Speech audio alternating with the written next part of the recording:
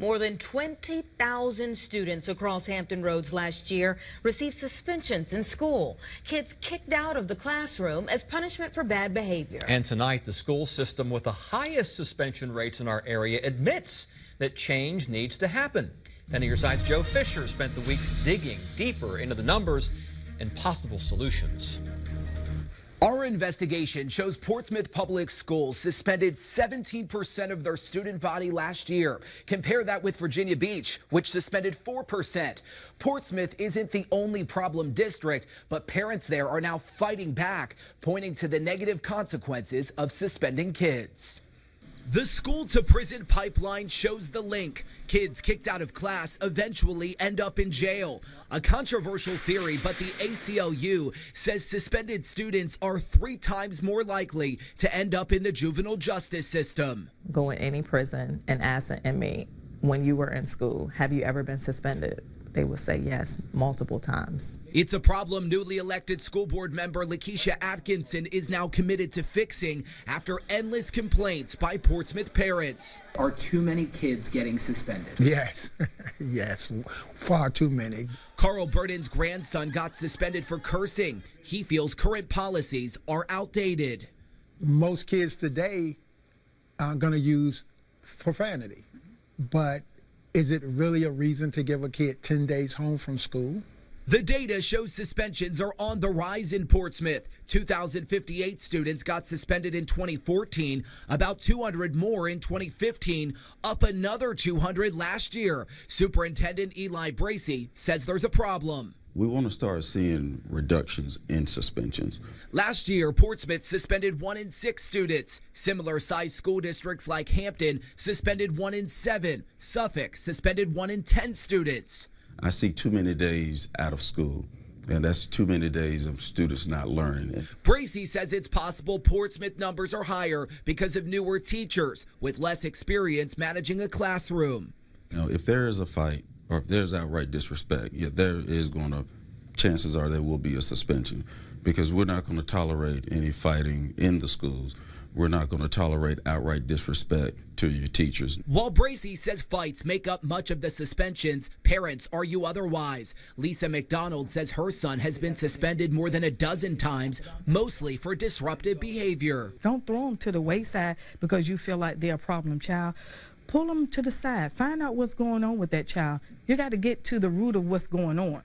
Out of frustration, McDonald and Burden joined Virginia Organizing, a grassroots group now working with parents and the district to come up with solutions.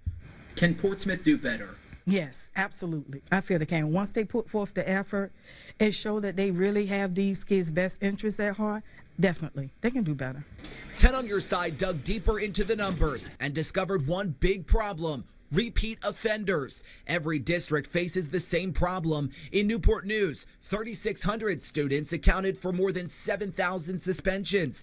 In Portsmouth, 2,449 students accounted for nearly 5,000 suspensions. We just don't have that different approach. Some would say, come back and say, well, the budget doesn't call for different approaches. Well, we can come up with budget-friendly alternatives. We can. Atkinson says instead of missing class, students could potentially volunteer for nonprofit organizations. What are we teaching the kids by having them miss a whole day of school? Atkinson has already called for the review of the Student Code of Conduct, and while she's just one voice and one vote, she plans on being outspoken to bring suspension numbers down. I feel like I have the city on my back, and that's fine because I'm gonna go and do what I said I was gonna do. Well, most of us are familiar with that moment you find a parking ticket slapped right on your windshield. For some, they're repeat performances. Well, our investigation shows thousands of drivers are getting ticketed on the same few city blocks, parking ticket hotspots, while cities take in millions of dollars. That Your Side's Joe Fisher joins us now with what he found after combing through more than 100,000 tickets, Joe. Tom Anito, 1 or 2 minutes could really cost you. We have spent weeks analyzing the spots where drivers are heavily ticketed. The numbers show violations are actually going down in Norfolk, but in the Beach, they are writing more tickets, and officials say technology is helping them catch violators. In the height of the tourist season, parking officers are out in force.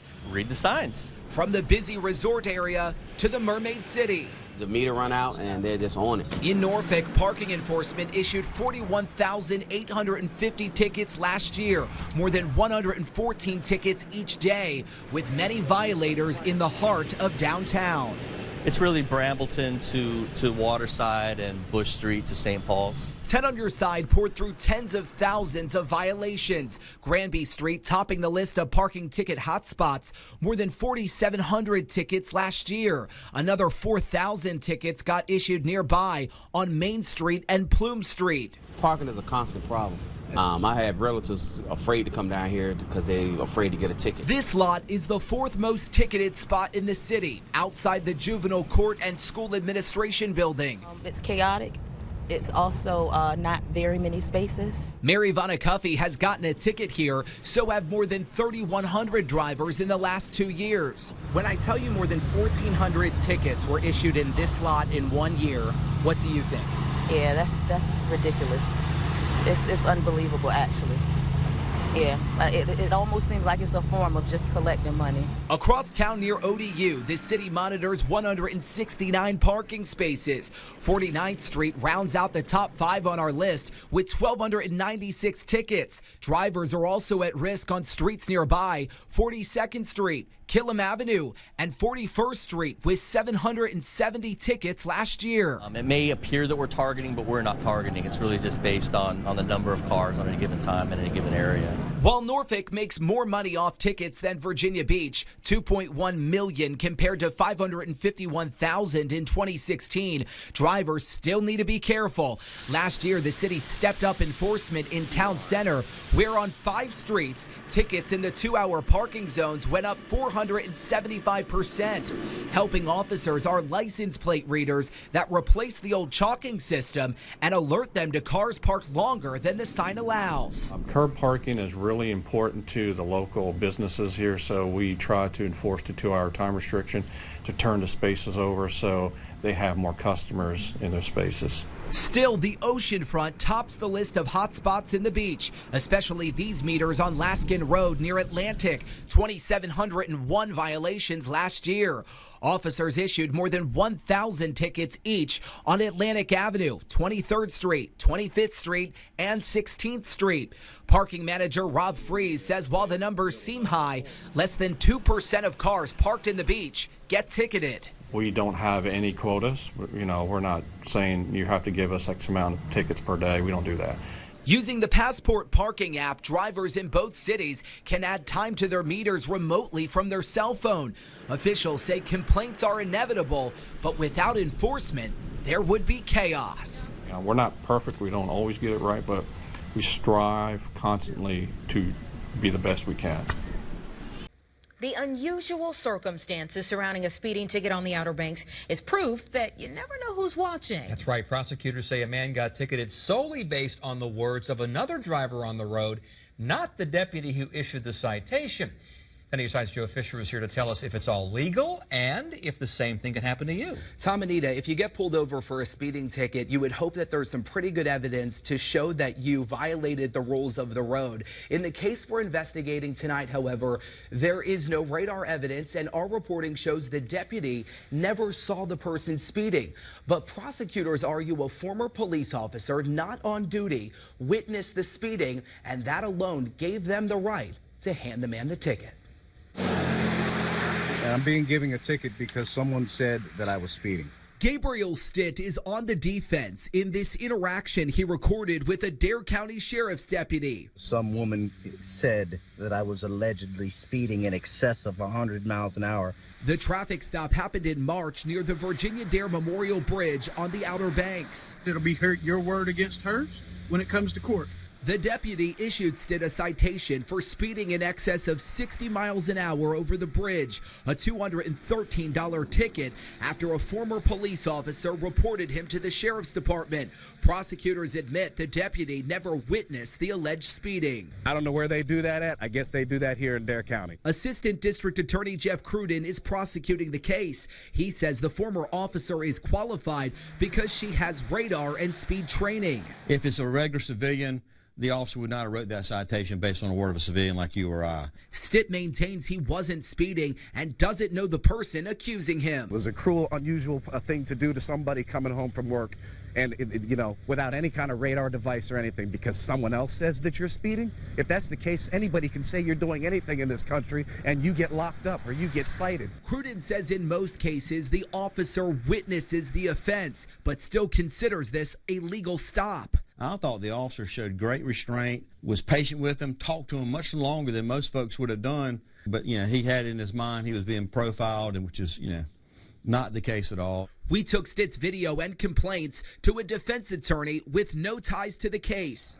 It's different than your routine speeding ticket. John Graham says he represents several hundred clients each year on speeding violations. He agrees it's legal to issue a citation based on the observations of others, but says the former cop will have to testify against Stitt in court for him to be convicted. It might be a reasonable assumption that if he was told that the vehicle was traveling in excess of 100 miles an hour, that even if she was 20 miles an hour off, then he was still traveling 80 in a 60-mile-per-hour speed zone. Still, Graham says he would question her expertise and make the state prove beyond a reasonable doubt Stitt was speeding. Across the border in Virginia, police tell 10 on Your Side they would likely not write the ticket if they didn't see it with their own eyes. And I have seen many cases in which somebody perhaps might have a grudge against you and calls in a totally false report, and the officers end up stopping you as a result of that report. Stitt is hoping for a dismissal, and I believe that an apology is not asking much at all. And the DA's office says they did offer Stitt a dismissal, but say he wanted to fight the ticket based on principle, so they set a trial date for next month. This case will go in front of a judge in about 2 weeks, and prosecutors say the former officer does plan to come to court to testify. Meanwhile, about 3 weeks after this ticket, Stitt got another ticket. This time, he was caught on radar. I'm Joe Fisher, 10 on Your Side.